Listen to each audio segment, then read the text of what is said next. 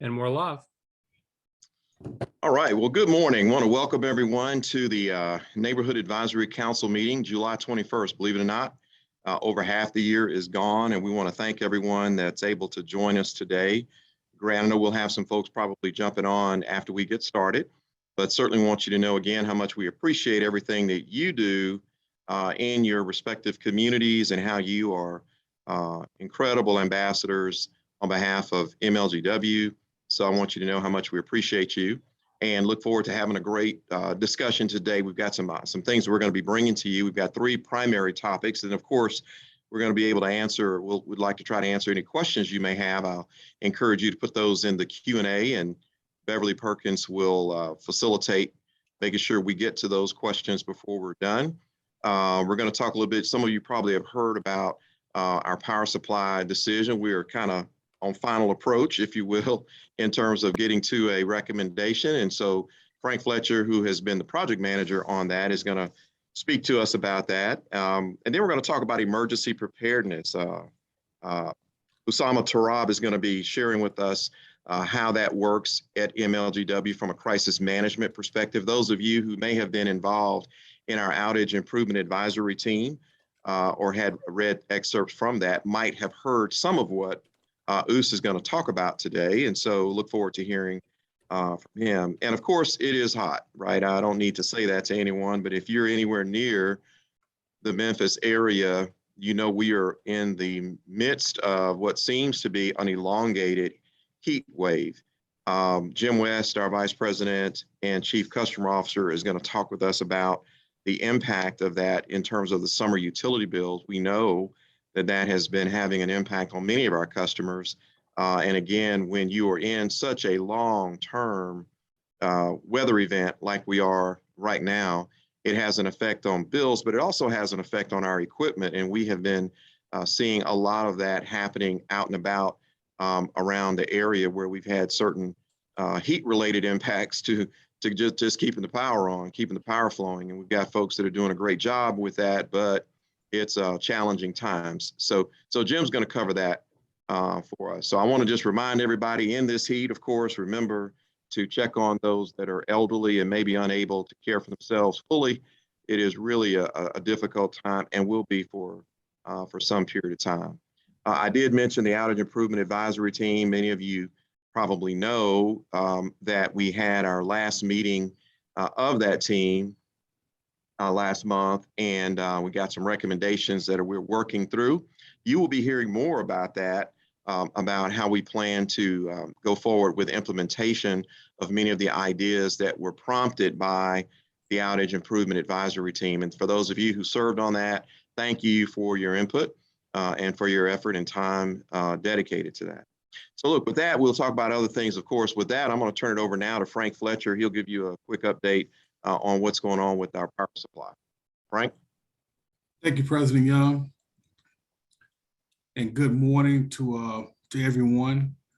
I'm going to give an update on where we are with the power supply project. Next slide, Nathan. Okay, so kind of bring us up to speed on where we are. Remember back in 2019 and 2020, we engaged in this process called the Integrated Resource Plan. And the Integrated Resource Plan was an opportunity for MLGW to look at what would be the cost if we decided to leave TVA and go to another utility provider.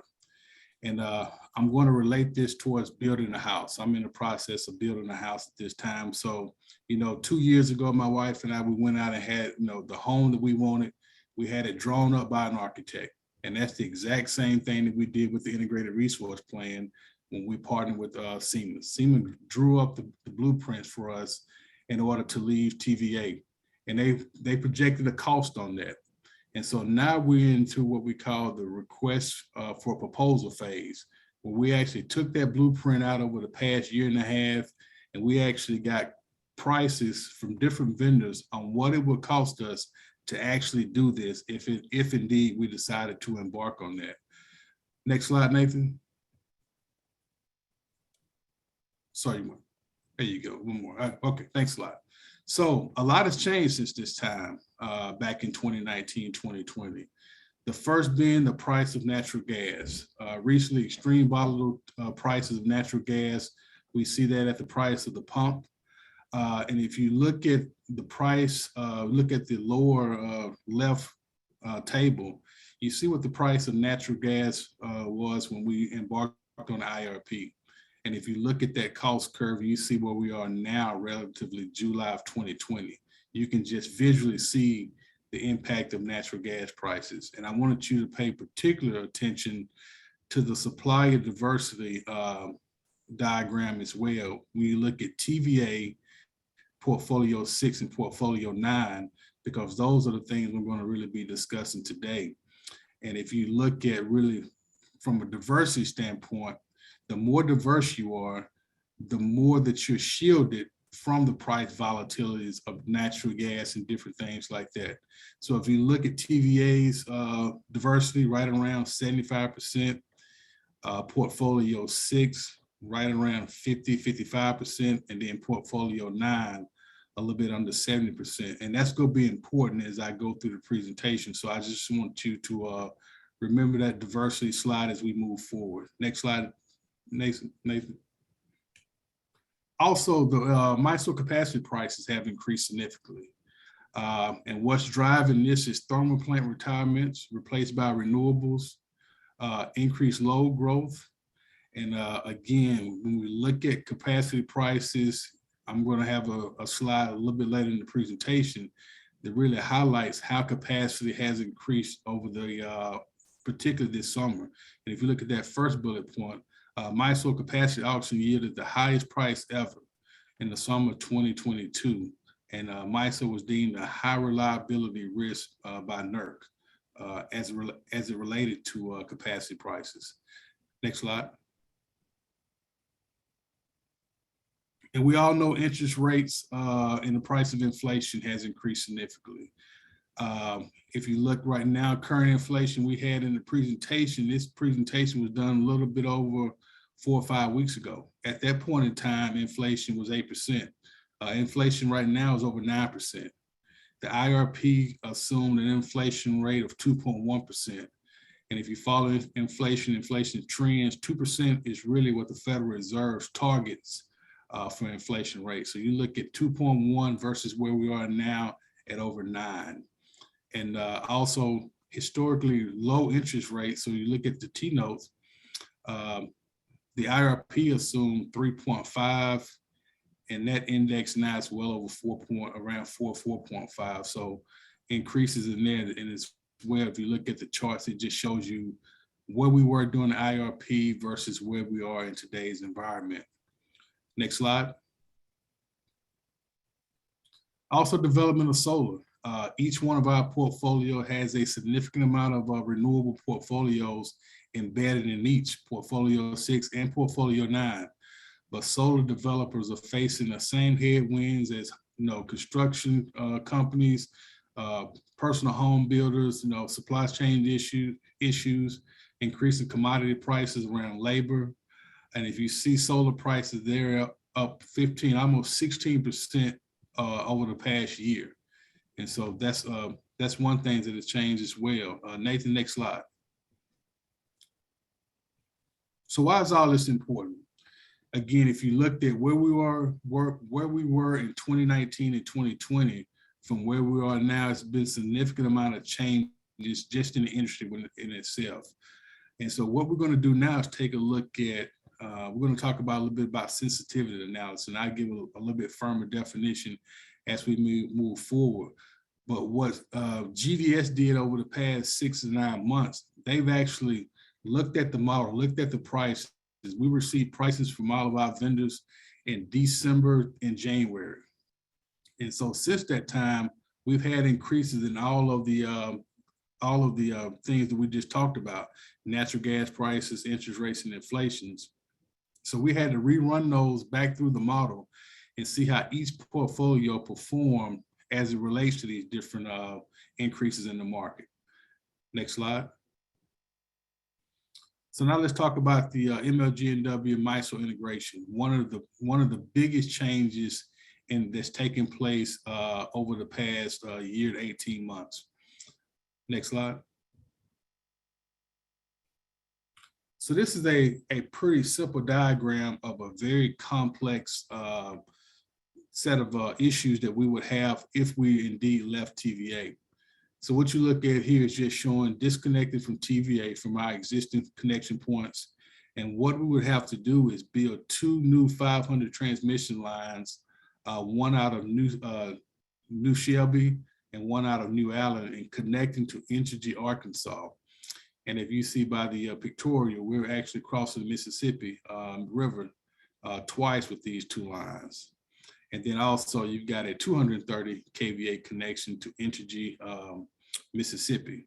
And we'll talk a little bit more about our internal 161 kVA network as well, which will have to undergo some significant changes as well in order to complete this connection to MISO.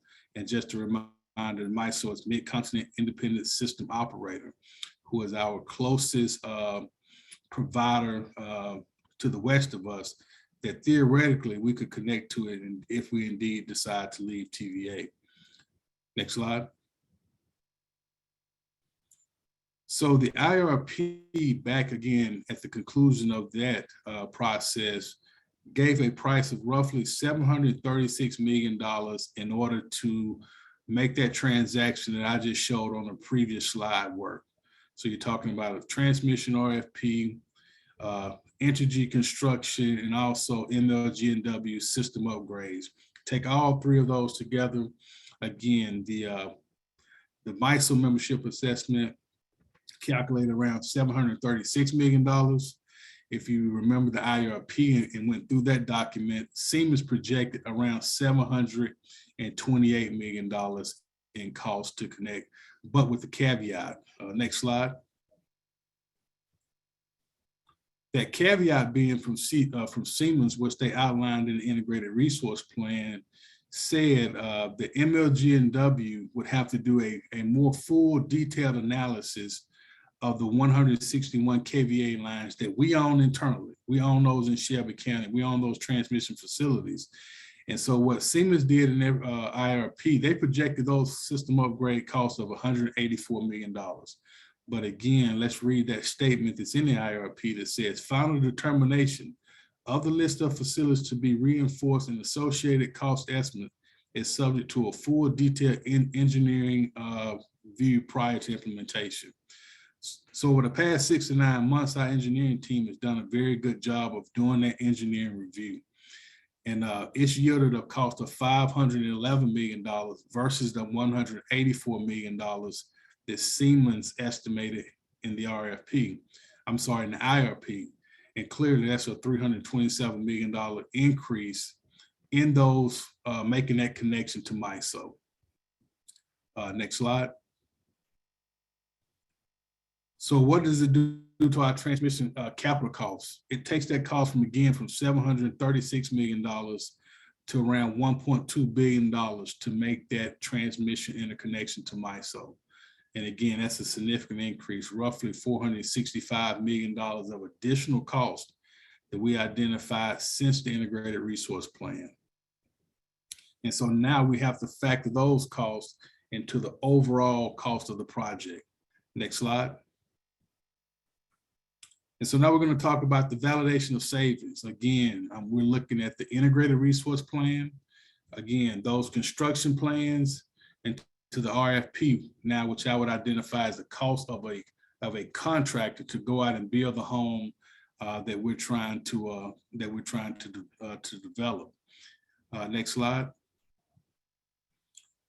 And so here's is a good pictorial of actually what happens once we factor in all those additional costs. And so let's spend a little bit of time on this slide. I want to make sure everybody understands what we're doing.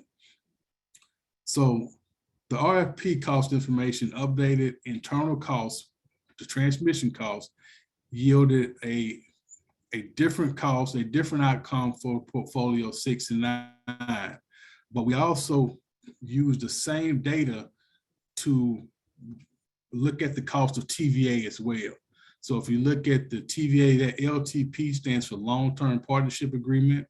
So you see what the cost is once we make all the changes and upgrades to the model, what we project the cost of the staying with TVA would be if we decided to enter into the long-term partnership agreement, versus portfolio 9, which yields a $55 million in savings, and portfolio 6, $25.7 million in savings.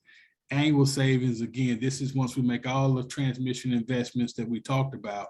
You see now what the realistic cost would be from a savings. Now, I know if you all have followed this process, we've heard of savings anywhere between $300 and $400 million.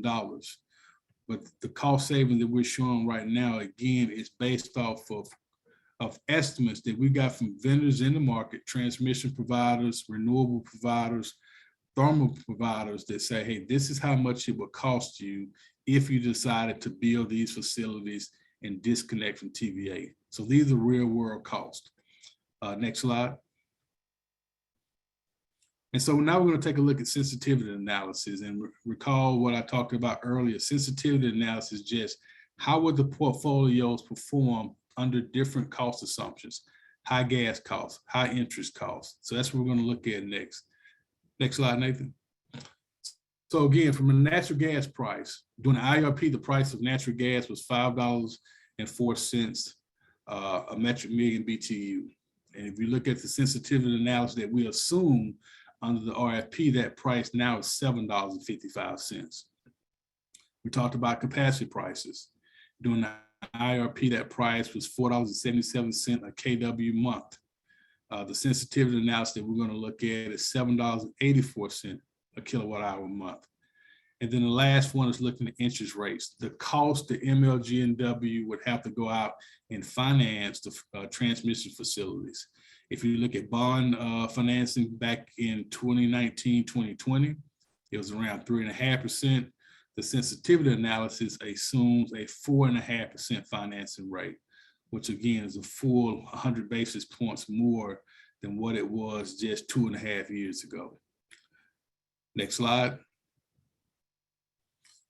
So now let's look at the impact of these different sensitivities. So again, our base case being portfolio 6, $25 million, and portfolio 9, $9 million.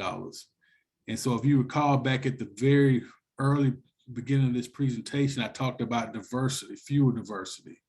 So portfolio 6 had the lowest fuel diversity of any of the portfolios, even TVA. So now you see what happens if you increase natural gas prices, because portfolio 6 is going to be more dependent upon natural gas. So if you increase those prices, now you see a cost savings of $25 million actually goes to a cost increase of $45 million. Looking at natural gas. And also you look at portfolio 9, again, it's better diversified, but it goes from $55 million to $40 million in savings. Now let's look at high capacity prices. You take portfolio 6, it goes from $25 million cost savings to a $38 million cost increase. Portfolio 9, a $40 million savings to a $10 million savings. And then finally, higher interest rates. Portfolio 6 goes from 25 to 16 million. Portfolio 9 goes from 55 to 46 million. And one of the most important things I want you to get out of this slide, this is looking at the sensitivities in isolation. So this is just looking at natural gas, capacity, interest rates. We know that we're experiencing a compound effect of all these different cost increases. And so you can imagine what the cost savings would be reduced to if you looked at, say, high natural gas prices and high interest rates, because we're experiencing that right now. So just want to give you a pictorial. This is a really good slide to let you look at how different cost increases affect each portfolio. And again, we made sure that we adjusted TVA's costs to reflect the additional increases as well. Next slide. And so we'll wrap up talking about non-financial risk, those things that we really have no control over. Next slide. And again, we talked about them already, supply chains issues. If you're building a house, again, you know how hard it is to get windows, doors, just things that you need to finish the construction of your home, construction risk, permitting, weather delays, environmental, supply chain issues. Again, all these are non-financial risks that we have to consider if indeed we decided to leave TVA. And as we have put right here in this slide, the first bullet point, in addition to construction, permitting, supply chains, MLGW could incur external credit rating issues by leaving TVA, just based on the fact that how risky the market is right now. And that's, we talk about, counterparty credit risk as one of the non-financial risks as well. Next slide. So kind of next steps and where we are in our process of making recommendation. First thing I want to note, I would encourage you to look at the full presentation completed by GDS. I've actually taken basically 3 hours worth of presentation and reduced it to 20 minutes. So you will really benefit by taking a look at that full presentation on our website, the Power Supply website. You will have the full PowerPoint presentation. Also, we recorded it as well. And so you'll be able to take a look at that. And I would encourage you to do so. Beginning next week, again, I talked about that we received pricing from vendors back in December of January of this year. And so what we're going to do, we've actually gone through all those proposals, and we've got a short list of candidates that we're going to interview next week, the week of the 25th. We'll spend the entire week interviewing those candidates and just get into a little bit more in detail about what they're proposing, again, if we decided to leave TVA. Next bullet. Okay, MLGW executive staff will present a power supply recommendation to the board on September 1st. There's a special board meeting that's been called that we will strictly dedicate to power supply. And so I would encourage you to tune in for that if you're interested. Next bullet point.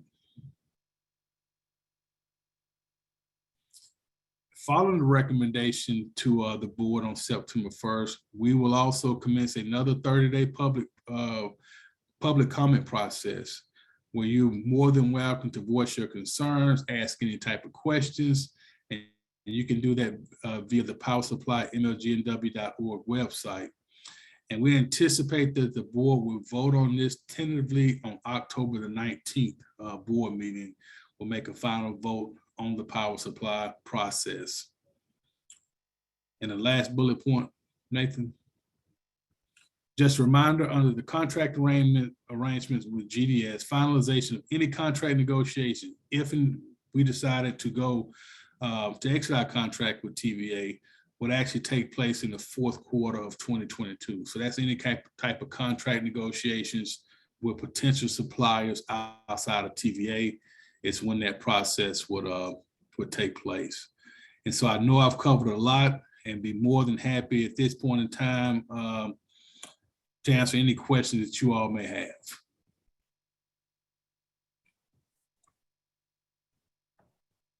And Beverly, you can let me know if we have any questions in the chat. I don't see any questions. There is just a comment just regarding, I guess, how complicated this topic is, and maybe something that we need to look for in the future is if we can put this a little bit more into layman's terms and break it down a little bit more so that the non-utility person might be able to understand it a little bit better. Yeah, that makes a lot of sense, Beverly. And matter of fact, that comment was made at the presentation that GDS gave, and GDS even had to kind of say, hey, this is probably broken down as simple as we can make it. This is a extremely complex problem, complex, just what we have to do in order to make this work. But I think that is very good. And if it's any questions around any of the technical things that we discussed, please, I encourage you to shoot me an email. Beverly will give you my email address, or if you have any questions doing this, I'll be more than happy to answer those, because it is a subject that we want people to understand, but we do understand the complexity of what we're trying to accomplish. So that's a very good feedback. Thank you. And there is a question about regarding whether or not citizens can sit in on interviews. No, that will be just with MLGW executive team and GDS around those interviews. And I think part of that, just to clarify on that, Frank, I believe that's because we will be dealing with bidders at that time. Is that correct? And that will be just before bidder information won't be released until the September 1st timeframe. And I think that's correct. So we're not excluding, it's just following the process that we have to follow it to comply. And so because different bidders will be involved in that. That's the reason that it's still they won't be public at that time. Right. But they will be by the 1st. So by the time and then there will still be plenty of time, as Frank said, for public comment, review, examination, et cetera. So that's still baked into the cake. Yeah. And Beverly, I would like to say we're following the same process that we do with all our contract management processes. This is following the exact same protocol. All right, well, thank you. I don't see any other questions. So Frank, thank you very much for that presentation. Thank you. Okay, thanks, Frank. And just by the way, we did have some feedback and comments at our board meeting yesterday. And of course, we have another couple of board meetings prior to the September 1st board meeting, which again, all of those are open to the public. And certainly anyone who wishes to participate are welcome to do so at those meetings. So I think now Osama is up for give us a brief overview on our emergency preparedness. Are you there, Us? Yes, sir, I'm here. All right, the floor is yours, sir. You.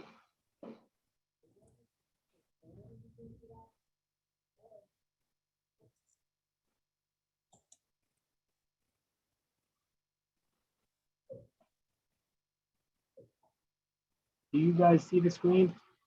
Yes, we can. Awesome. But it isn't, okay, there you go. You're in presentation mode now. Thank you. Okay. Awesome. All right, everybody, good afternoon. This is Osama. Again, I'm the crisis management coordinator for Memphis Light, Gas, and Water. I'm usually the person that coordinates most of the crisis that happens during any type of outage, as well as the main liaison officer for Memphis Light, Gas, and Water. And it's an honor for me to present to everybody. Yeah. So with no further, the main purpose of this is to really help our customer better understand what MLGW electric outage process is. And really, MLGW focuses on, number one, the safety for the customers and the residents. But I also want to really emphasize the different type of causes of outages. What is an outage? What are the things that actually causes an outage? I'm also going to discuss steps that the customers can take to help with the restoration process, small steps. We're also going to discuss what is MLGW prior. How does MLGW prioritize the restoration process? We're also going to discuss our MLGW app, which actually is the #1 thing that I ask everybody to download here. If you guys, at the end of this presentation, I really want everybody to make sure that they actually have that app because it helps a lot. You can see any type of outages in there, and it's a very, very useful app, and I'm really gonna discuss a little bit more about it.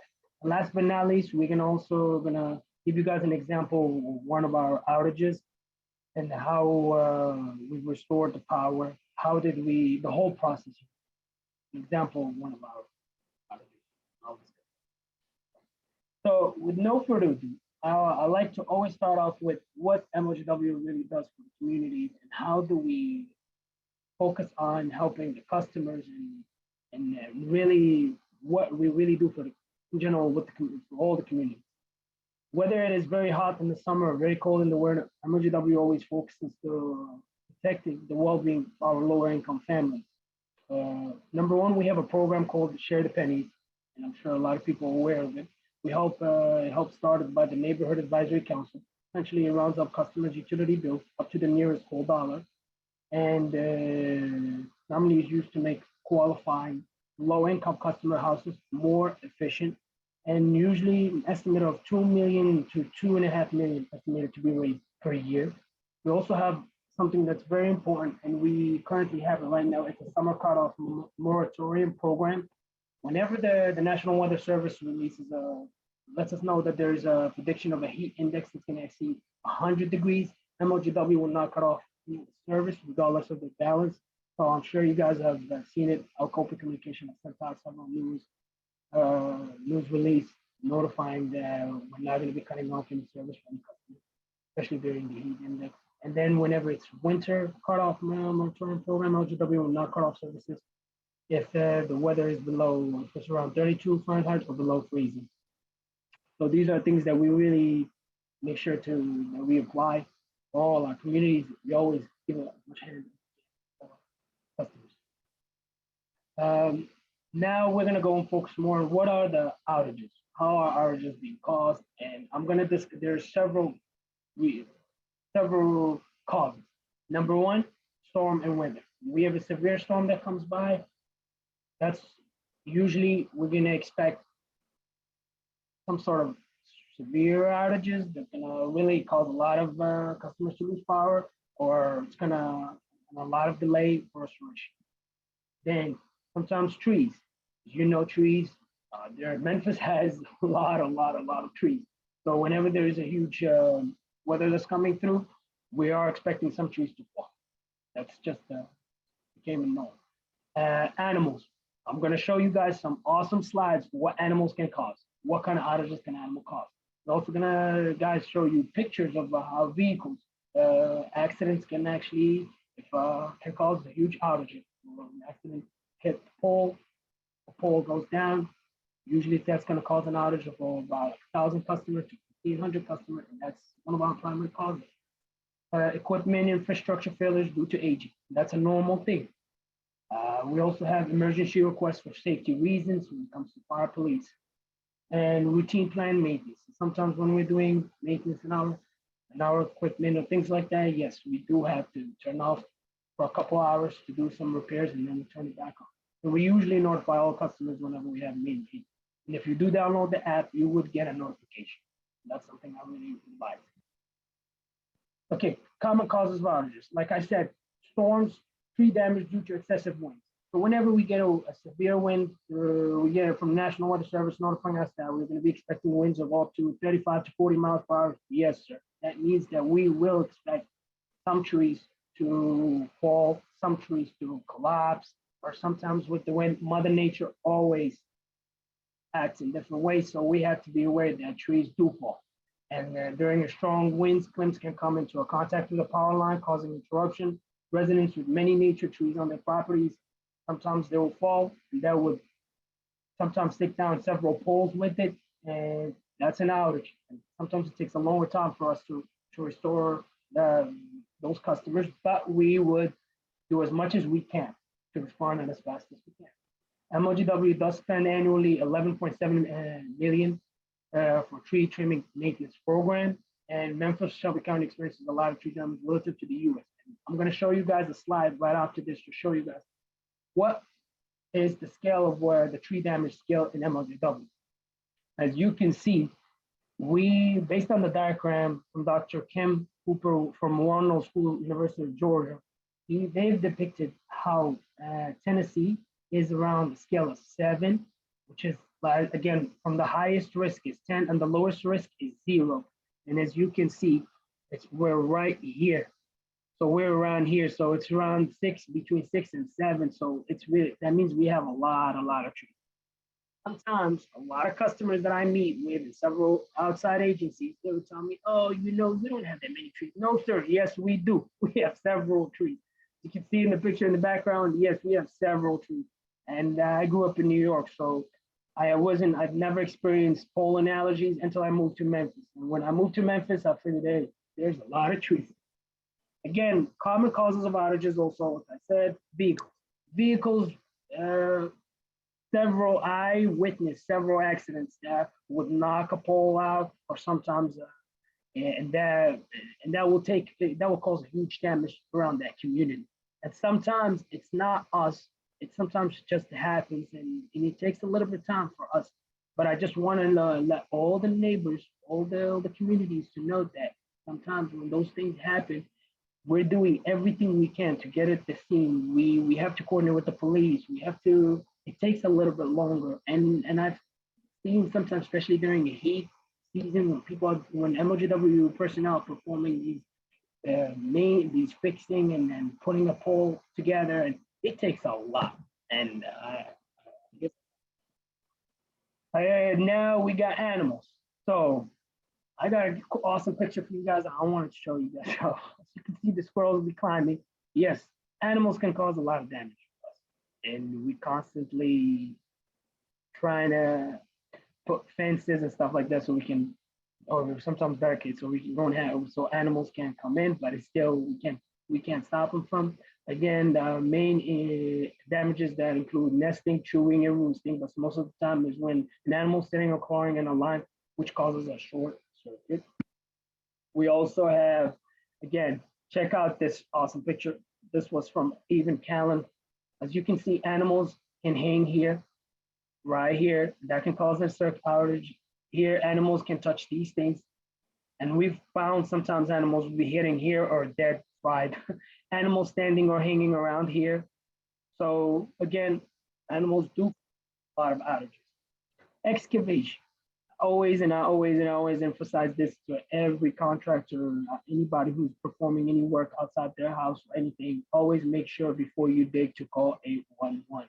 Because a lot of times, sometimes like contractors and things like that, they will just try to skip some work and try to tell you, yeah, I know this and I know that. And no, make sure before you dig to always call Tennessee 811. What can customers do to stay more proactive whenever they see an outage or something? I always tell people, when your power goes out, make sure to please call 544-6500 to report any outage. Why? Because if a customer enters false automated entries in an attempt to speak an MLGW operator, this slows the restoration process down. The operators cannot get your power restored more quickly or improve your restoration process. Data. If you have not checked with MLGW or called, how would we know that there is no power over there? So in order for us to know that you have no power, please make sure to always call us. And then the automated outage reporting system will work properly for your home. Trees. Residents with trees on their properties that have branches that have grown into or tangled on everything, make sure to notify MLGW that there is a tree that needs to be cut off, or if you've seen something that a tree is laying on top of a pole or something, always make sure to notify. Outages by root cause in the system location. So I want to show you guys this quick diagram of main causes.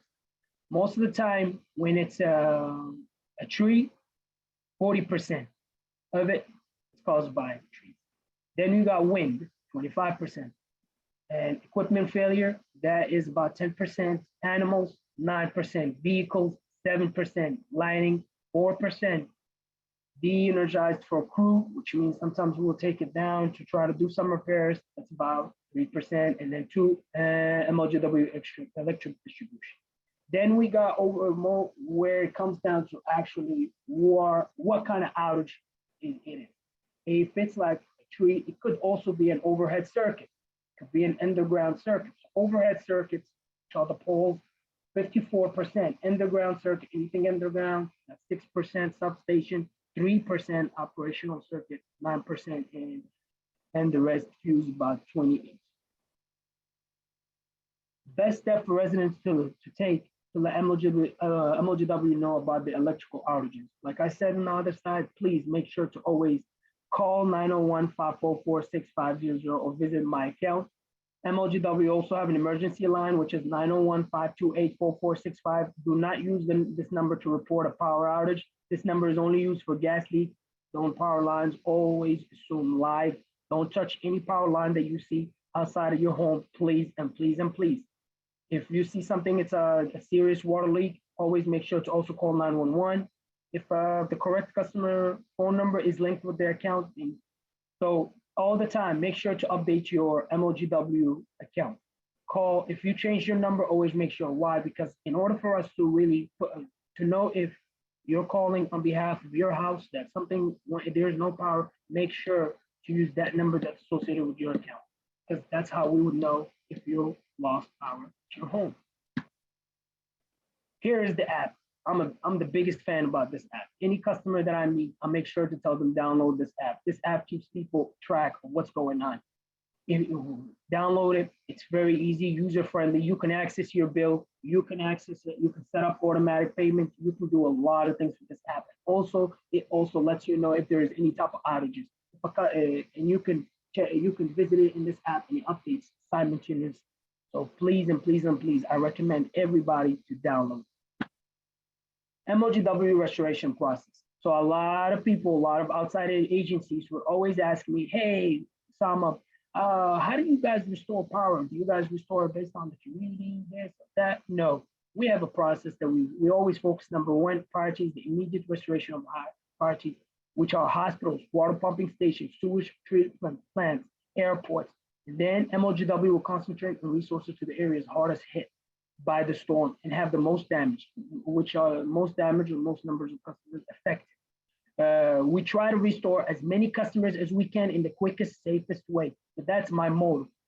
And the order of assignment to work will be dynamic with input given to the best interest of the community. Examples, police, fire, schools, nursing home, media outlets, etc.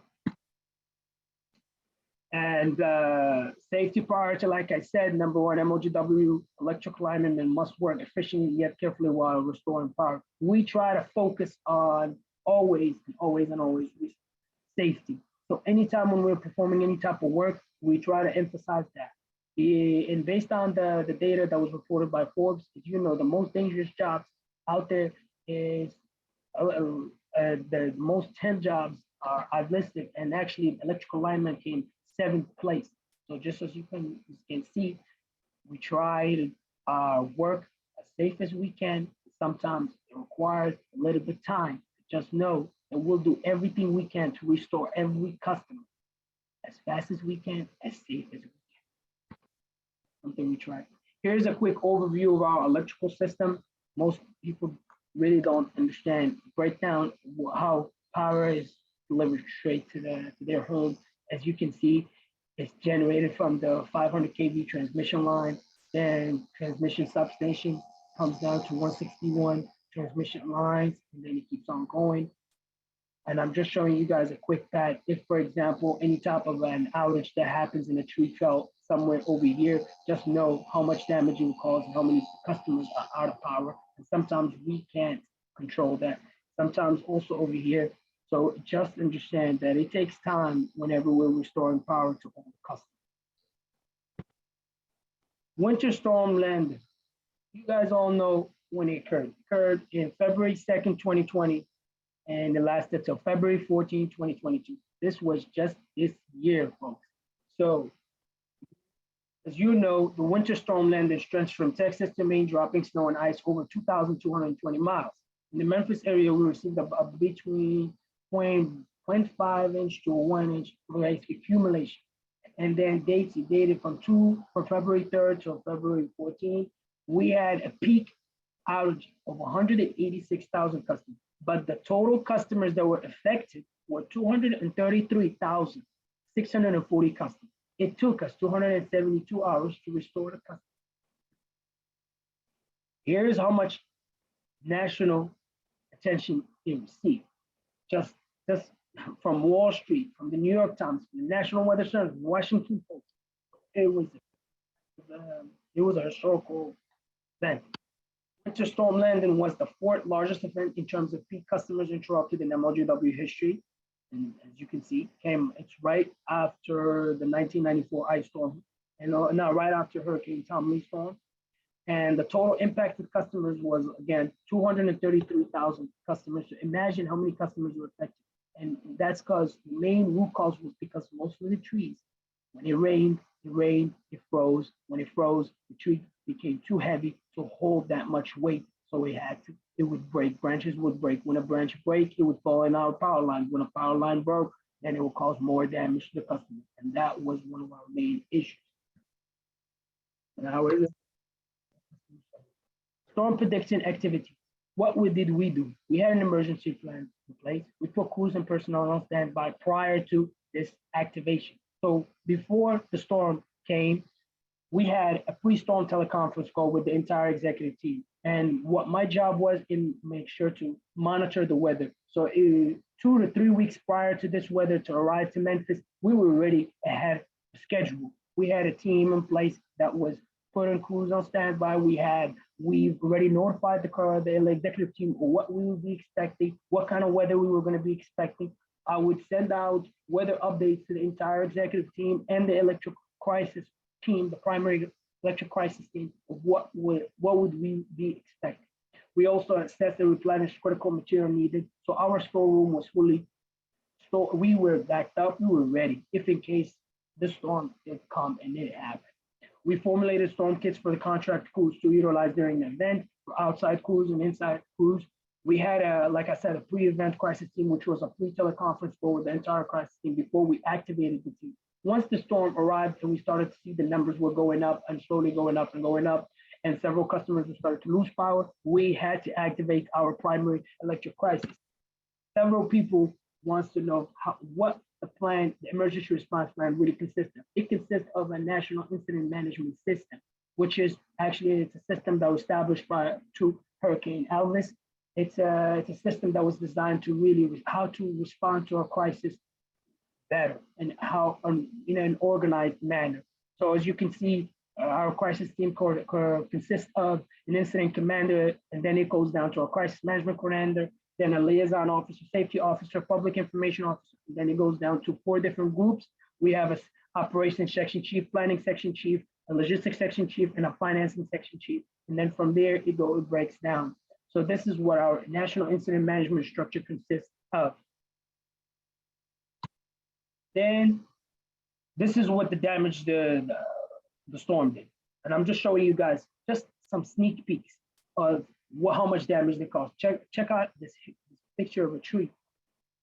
That's how much ice it accumulated, and it couldn't bear that much ice, so it had to fall. Our power lines. Here's some more pictures. Just keep in mind how much damage trees can cause. Showing you guys quick pics, just so you can see, and all these pics are available on our website. And they're usually posted by our corporate communication. Whenever, please follow our Facebook page and our social media, because you guys can stay tuned when during any type of a storm or an outages that we're doing. We're always on top of always post pictures so to let all our customers what are we up to. Our restoration process, as you can see, critical public health and safety. Like I said, we focused on EMA for police, fire, water pumping, and stations. Those were our top priorities. If any of them lost power, we try to restore the power as fast as we can. Then the biggest return was work primarily circuit outages. As you can see from the picture right here, we try to restore power. If there's any power outage that happened here, we'll try to fix it. Why? Because most of it will go simultaneously, as you can see, from 4 to 5. If there is any outage over here, we'll try to fix it. Why? Because then it would impact, if it's fixed, it might impact all these homes to get it restored. And it's selfish. Our restoration timeline. Again, safety is prominent. Vast majority of contractors couldn't be released to MLGW until the storm effects were no longer present in their areas. We had significant issues with the outage text alert due to damaged infrastructure used to help communicate information. Crews were assigned to the sources of problems in our system. Crews may access damage and leave without repairing due to the need to optimize our restoration effort by turning in the damage so that it can be repaired constantly with our prioritization process. And we rewind to the public to stay away from any down lines. And again, you see a power line that's down, don't touch it, call us. Here's how much customers were affected in 2022 ice storm. District 5 was mostly the most impacted. And then the rest, as you can see, it's Simon, like it was broken down evenly. This is just a quick sneak peek of our data to show you guys what was the most damage. And I believe around this area, there's a lot of trees, There's a snapshot of customers' outages at the end of the day. This is the process of when the storm started and how many customers were impacted, and then how much it took us to restore customers. And you can see from around February 3rd, this is how many customers were lost power. By February 3rd, around 11:59, we brought it down by 50. We were able to restore almost 56,000 customers. Then from February 3rd to February 4th, then it goes down. We restored another 40. And then from February 4th till February 6th, we were able to restore another 40 customers. So just 40,000 customers. Just so you guys can see, we try to restore as many customers as we can, as fast as we can. Yes, it takes a lot of work when it's very cold outside or it's very hot outside. Keep in mind, crews are doing everything they can as safe as they can, because we focus on number one priority, safety. So we try to do as much as we can to restore every customer power as fast as we can. So just wanted to show you guys, we work as hard as we can for customers restored. The resources that were deployed during the storm: 40 MLGW troubleshooters were deployed, 26 MLGW overhead shift crews, and that consists of, I'm talking 136 people, 78 contracted tree trimming crews were there. That consists of 273 people, and that grew over time. 90 contracted line crew, that consists of 450 people, 25 electric substation and meter operation crew, and that consists of 125 primarily assigned to the services. And we also had to call retirees, and some retirees, and also our engineers to assist during this event, because it took a lot of help. It needed a lot of help. Communications and effort. Here's my group, the best group. Our corporate communication always follows and always sends out newsletters, news releases to all if you follow us on Facebook and our social media, guys, you guys will stay tuned to any type of event that happens. Please follow us, because we release media right away. When any type of event, we will send out pictures, we will send out information. We will also help you guys issues in case, like sometimes a customer lost the power, he has a car stuck in the garage. We actually will advise you on what to do to actually get your car outside the garage. Sometimes customers don't know that. Yes, we help and assist customers as much as we can on social media. So again, there was 74,000 overall impressions, 3,200 new followers. We had 18,000 messages that we received, and 15% increase in audience growth that was able to follow us. Again, I'm just showing you guys some data of how many people, how many information we released, and how our news information. So again, here's all these media relations that we actually sent out our news release to. We had 21 news release, and we had 81 media inquiries. Outage map. Again, if you guys also want to access our outage map from the computer, you can visit the MLGW.com, and then actually you can access it by right under residents. Then you will see a tab called outage map. You can click on it and you can visit it. Here's also the link. Outages have been they're reported every time, every day. And again, based on the customers affected outages, I'm going to show you guys these numbers, exactly what's in here. 1 to 10, 11 to 100, 101 to 1,000, and 1,000. If it's really red, then you know there's a lot of customers are affected in that area. Estimated time of restoration. A lot of people ask me, man, how long would it take me to get a power restored to this, that? I always emphasize that. We do. It's a combination of, like, sometimes they would see a time on there that says your power will be restored around 8 p.m. and even though you lost it around 1 o'clock.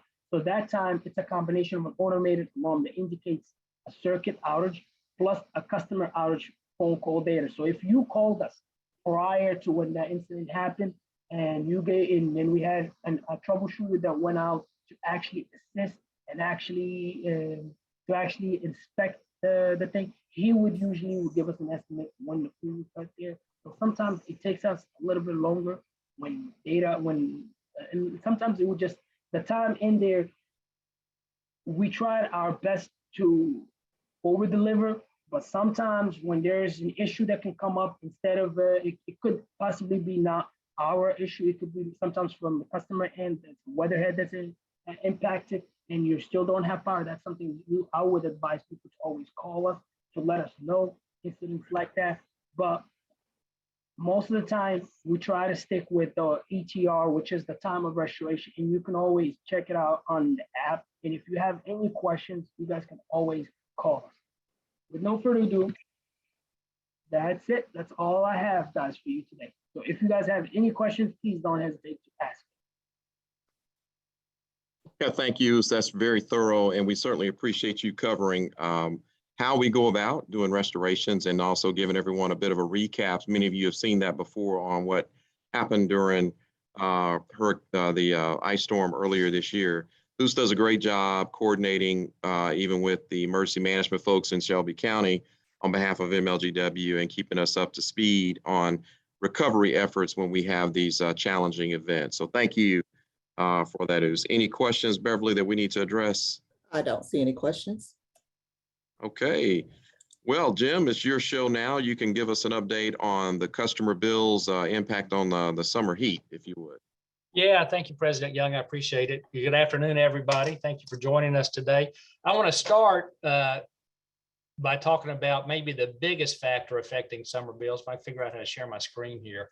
And it is, man, it is hot. This is today's weather map from the National Weather Service. And you can see this heat advisory area. And here we are right on the fringe of it, but we are feeling every bit of it, let me tell you. So I actually want to talk about two things briefly today, and it is both what's going on with summertime utility bills and what's the latest in our residential contact center. I know everyone who has tried to get in touch with us recently by phone is experiencing some long wait times, and we apologize for that. Trying to figure out how to minimize this here. So let me start with talking about summer bills. So what's contributing to high summer bills? It's really three things in conjunction. One is the TVA fuel cost adjustment. You may have seen some media coverage about that beginning last month when TVA advised us that their price of natural gas was affecting their price of electricity, and they passed that through to us in a monthly adjustment. The second factor is weather. It's just hot, and it's gotten hot early this summer. And then the third piece is really household energy use. You saw this slide when Frank talked. This is just to make a quick point about what's happened with natural gas prices. So 2 years ago, prices were below $2 a million BTU. And 60 days ago, prices were over $8 a million BTUs. This is the portion of TVA's generation mix that is natural gas fired. That is 26% of TVA's power generation comes from natural gas. So they've seen a quarter of their supply mix increase in price 4 times over the past couple of years. What does that mean for us? Well, our standard residential rate is 7.8 cents. We have 2 blocks. The first 500 kilowatt hours is slightly different price, but anything over 500 kilowatt hours is 7.8 cents. In July, TVA's fuel cost adjustment alone was 4.26 cents, 4.259. That's more than 50% of our base rate per kilowatt hour for residential customers. So if you think about adding that to the standard rate, it's a price increase for electricity this month, almost equivalent to what gasoline prices have increased at the pump. You can see the difference between June, when it wasn't quite half of the July adjustment, it was 2.5 cents, but 4.2 cents. Add those two things together and you're at a 12 cent per kilowatt hour cost for electricity for bills in July. And then the third big piece is weather. This is a look at the past 4 years at what's gone on in the summertime. And you look back, significantly higher temperatures in 2022 for June and July than we've seen in the past 4 years. June is an 8% increase, 8-degree increase in maximum temperature, 7-degree increase for July. If you look at the maximum over the past 4 years, April, May, June, and July 2022 has been our warmest year so far. And the last piece that's really affecting bills is household energy use. Air conditioning accounts for a large portion of our electric bill in the summertime. This is just a snapshot from one typical household. These are tools that are available in the My Account app, by the way, but you can see that this customer had 55% of their utility usage, electric, gas, and water combined, was due to air conditioning costs. So most of your electricity bill is going to be made up by air conditioning if you have in the summertime. TVA's fuel cost adjustment is over 4 cents, and it is just hot and has been for a while. So what can we do about it individually to try to help manage our cost? And managing usage is probably the best way that we can try to manage costs. And I mentioned cooling is typically among the largest electricity costs in the home. In the summertime, it's going to be the largest. To reduce the air conditioning cost, try to set the thermostat at 78. If you've got a central system, if you've got window units, try to run them a little less often. Cooling costs, now this is not everything, but remember cooling's the largest portion of electric costs. Cooling cost increases by 5% for every degree below 78 that you cool your house. You know, obvious things like setting the thermostat higher when nobody's home. And use fans. It gives a sensation, so, you know, those that follow psychology and how we sense temperature estimate, it makes it feel 5 degrees cooler if you have air flowing around you compared to still air.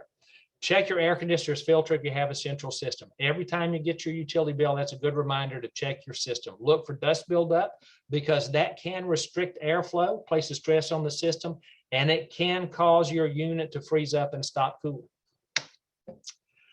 You heard us talk about this when we talked about what we do in the summertime. So we suspend residential cutoffs for non-payment for all residential customers when the forecast heat index for the day is going to be 100 degrees or higher. For customers 60 years of age or older, we suspend disconnects for non-payment for any forecast heat index above 95 degrees. So that's really sort of what's going on with electric bills, what we can do individually, and what MLGW does to try to mitigate the effects of this heat wave we're in. And then we're always here to serve customers who might be in need of bill payment assistance. We can connect customers with all of the assistance agencies, the nonprofits, the local government agencies that can assist financially, as well as customers who might be in need of a payment plan. They need to extend their due date. They need to break it up into installments. So we're here to help with that. And that really leads me to the next topic I want to talk about, which is what's going on in our residential call center. We really are having some challenges, largely due to staff shortages. So if you've seen the press over the past couple of years about the labor market and the employment situation, you've probably seen this phrase, the Great Resignation. And MLGW has experienced a significant loss in personnel in our call center. Some of it is just natural attrition that occurs with retirement. As you know, the labor market is very tight at the moment. There are many more vacant jobs available nationwide than there are people in the workforce. And so we have lost people to other opportunities. I lost a good part-time employee in our call center just last week who left for a full-time opportunity with another company. But it really boils down to 3 things: getting enough phone lines so that all the incoming calls attempting to reach us can get in. We have had customers experience the message that all circuits are busy. Every telephone line and every person that we add into the mix requires a license. So we pay by seat, if you will, for our call center employees to operate in the system. That allows all the calls to be recorded. That allows the computer system and the telephone system to connect so that our employees can see the customer's profile in our customer information system. And we have a very aggressive hiring plan going on at the moment. So we had previously been limited to 250 lines in the call center. We've more than doubled that. Licenses, seats, if you will, available used to be limited to 322. We have increased that to 475. And we have all of our full-time positions advertised. We have some that we filled and some we're trying to fill. We have filled temporary positions. We're trying to streamline the hiring process and streamline the training process. Once we hire someone for our call center, they actually have to go through about 3 months of training. So these people are coming in, they don't know anything about the utility industry. They don't know anything about MLGW. They don't know anything about our business processes related to customers and billing and accounts. So it takes about 3 months to get them fully capable of handling any type of call on their own. And we're trying every way we can think of to streamline and speed up the hiring process, streamline and speed up the training process. In round numbers, we have a head count of about 107 positions in our call center, and we have between 20 and 30 vacancies that we are still trying to fill. We have a contract with a temporary agency, Millennium, so we do get some temporary employees from them to handle our peak months. So summertime, as you might imagine, high bill season is a peak month for us. Those folks too have to go through our training process. We have people in training presently, and we're moving them out onto the floor to handle calls just as quickly as we can. But we do ask for your continued patience. We recognize it's a challenge. Our average speed to answer is in excess of 20 minutes at the moment. But if customers will be patient with us, we will get to every call that's in the queue, and we are here to serve. Phone lines, software licenses, more people, and streamlining processes all are going to help us get where we need to be. It's not an overnight fix, but we are focused keenly on it. And I guarantee you it has mine, it has President Young's, it has our call center management team's full attention. So that's really all I wanted to talk about today. Let me stop and see who might have questions or any comment, and I'll turn the floor back to President Young and Beverly Perkins. Hey, thank you, Jim. Thank you, Jim. One thing I'd like to do, I know we've got a couple of questions and we have time, but before we get too far, I want to just, in reference to what you just mentioned, I want to pop something up here real quick for everybody to just to kind of help. And this may help you all as you have some conversations with those that you may be in touch with. I hope everybody can see this, and I don't want to spend a lot of time on it, but the real picture here is, and this was recently put together, and it's just comparing May and June average residential bills, right? So these are average, sorry, I don't know what happened there. Is the screen? Yeah, the screen is dark. I think you need to go back a slide. It showed like you were at the end of the presentation. Oh, did it? Okay. Well, let me fix that. I apologize. Let's see. There we go. Well, You're not sharing right now. Okay, you're sharing. yeah, There we go. should be. There you go. Should be. I may have accidentally hit something. Anyway, so it's really just looking at a May of 2022 versus June 22 average residential bill. And what you'll see in that first column under bill total is what has happened just in the month, that 1 month, right? So there's a 48% total increase on average that customers have seen. But the next two columns, I think, help tell the story that you heard Jim talk about. You will notice a 42% increase in total usage or consumption. And one of the things that, and you'll see that the price, which is in that third column, has seen about a 5% overall increase. And again, that's relative to what you heard Jim talk about with regards to the fuel pass through and all that that comes to us from TVA. But usage consumption, primarily due to the hot weather, is a really key driver in that whole, in the total increase on average. So the bulk of the increase is coming from just things operating predominantly. That would be air conditioning and other things that just run more when it's warmer. It just, you don't have to do anything. It's just going to happen because it's so warm. So this is just something I wanted to just show you to sort of be able to help maybe explain what's happening with bills. Now, this is, again, average. This does not mean this is true for every customer. It could be more, it could be less, really depending on the personal preferences of those customers. So I just wanted to show that, just kind of, and we can go to the questions, Beverly, and take care of those, but I want to show that just up front. Go ahead. All right, well, thank you. We've got a few questions from Linda Williams. And Jim, the first one is actually not pertaining to the electricity bill, it's regarding water. We have questions about the water bill. We've been watering the garden, the yard, and the community garden. So we were expecting a high water bill. However, the sewer fee was $50. The water did not go to the sewer. What can we do for those homeowners who are retired and on a fixed income? Unfortunately, I'm not sure there's a good alternative except to install a separate irrigation meter. So as you might know, the sewer charge is on your MLGW bill, but that is a city charge. City Public Works manages the sanitary sewer system. So they're assuming that all the water that goes through the water meter at your residence is also flowing out through the sewer. So we don't have a mechanism to provide any relief on sewer charges as the utility, but customers who have irrigation systems, if they have a separate irrigation meter, that's separated out from the sewer charge. That's probably not a helpful answer and probably not what folks wanted to hear, but I'm not sure there's a good option for relief in those situations for folks who experience that sewer charge when they're watering lawns in the summer. Okay. And I think and just the thing to note, Ms. Williams, is that there is a correlation between your water usage and your sewer bill as well. Her next question, and I guess not necessarily a question, but as a request, we would like to hold a Energy Smart workshop at the Glenview Community Center and the residents of Glenview and Roselle. We would like for someone from customer care to come and talk about the various programs available as well.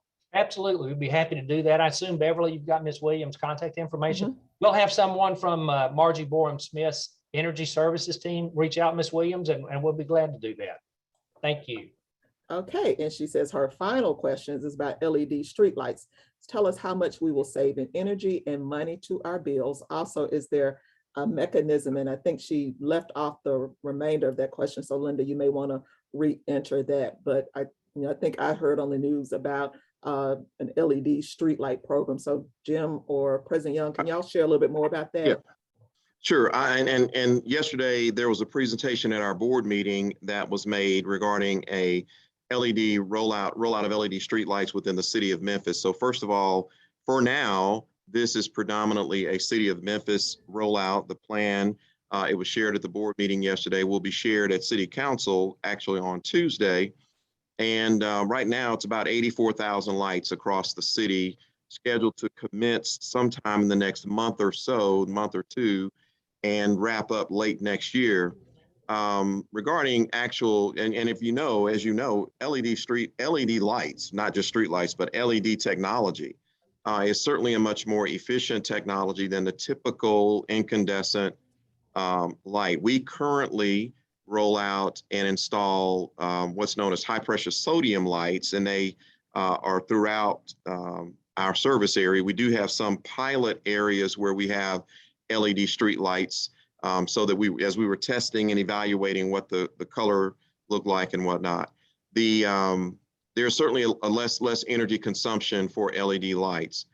What we are doing is contracting with a company called Amoresco, which is going to be the contractor engaged in doing this rollout with us, and we're working with the city.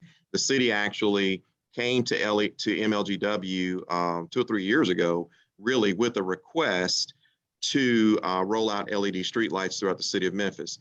In the city of Memphis, customers who live within the city of Memphis pay a monthly street light fee separately on your bill. So you will see on your bill, residential bill, or your bills that you see, a fee for street lights. We anticipate that because again, we've got to procure the street lights. We'll probably issue bonds for that. So there's going to be some upfront cost to install, to procure and get this done, right? The savings will occur over time in terms of energy. And when you factor all that in, and I'm doing this from memory, so I'm not, don't hold me to all of this, but my understanding is that it demonstrates over a 20-year period that it is what we look at as a net present value positive number. So it looks as though it makes good sense to roll this out And one of the things that we're also doing in conjunction with that is looking at what's known as a lighting management system associated with it. So in other words, in conjunction with putting in the street lights, we would also want to put in controls that will allow us to know automatically when a light is out. So for example, today we have to depend on a call or, you know, just a visible look, but there's technology available now that will allow us to actually be notified when that occurs. It also would allow us to dim and brighten certain light locations as needed. And so that's another component that actually adds to the cost of installing and procuring and installing the lights. So the bottom line is expect to possibly see over time a bit of an adjustment in that residential cost. I can't tell you what it would look like or how it would. I don't think you'll see anything immediately happening, but it is something that you'll hear more about. And again, we plan to do a presentation on Tuesday at City Council on this, and there'll be more information that'll be rolling out on this as we go. All right, and I think the final question I see is regarding irrigation lines. Speaking of irrigation lines, if an irrigation meter is installed, will the city fees still be imposed?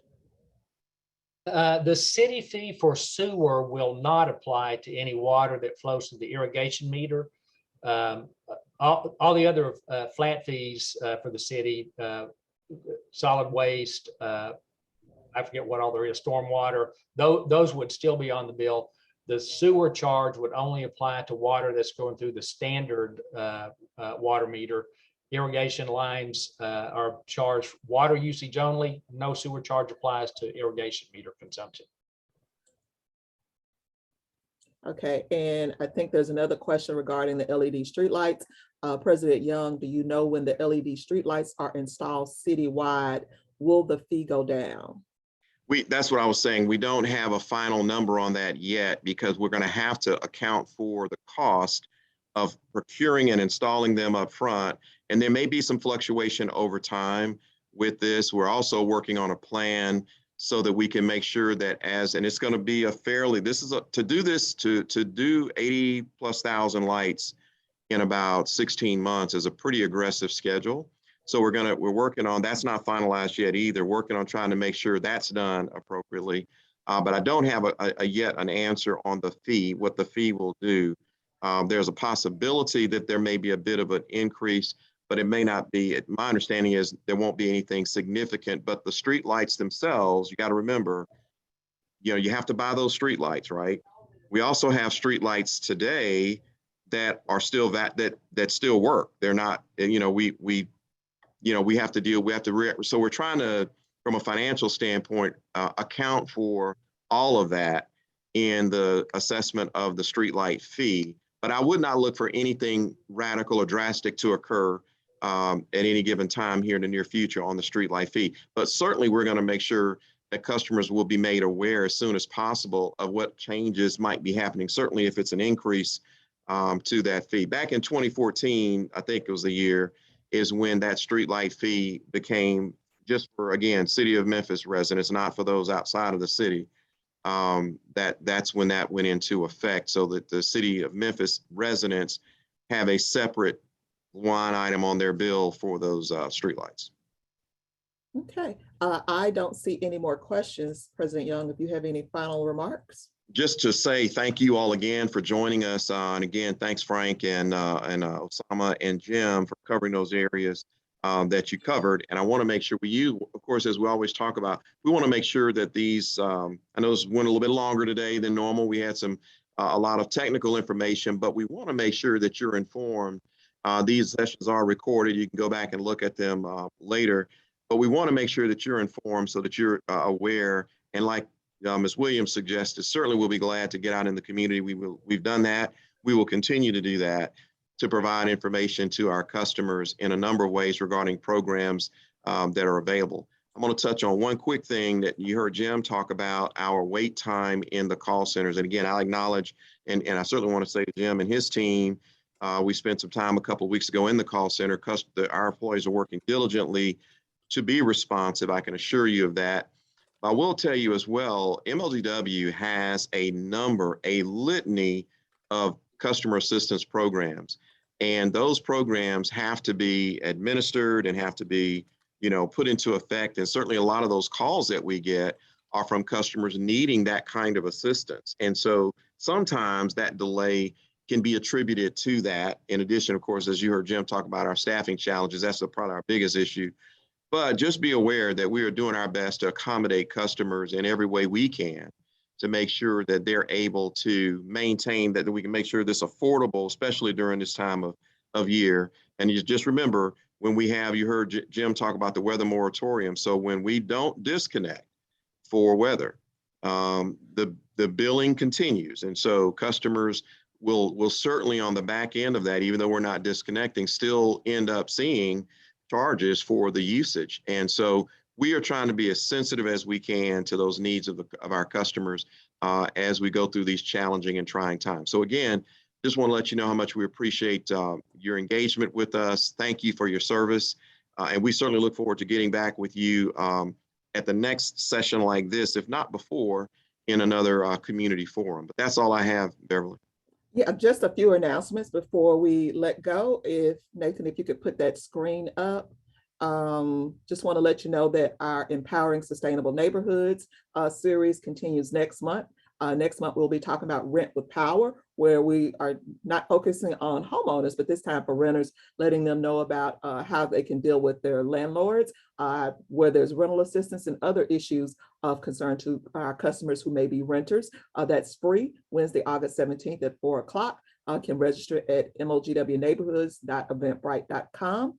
Also, we'll be continuing keeping the community informed at our Power Hour on August 25th. That'll be at 6 p.m. live on Facebook. And as Oos, I think, suggested, make sure you follow MLGW on Facebook and Twitter and all of our social media accounts.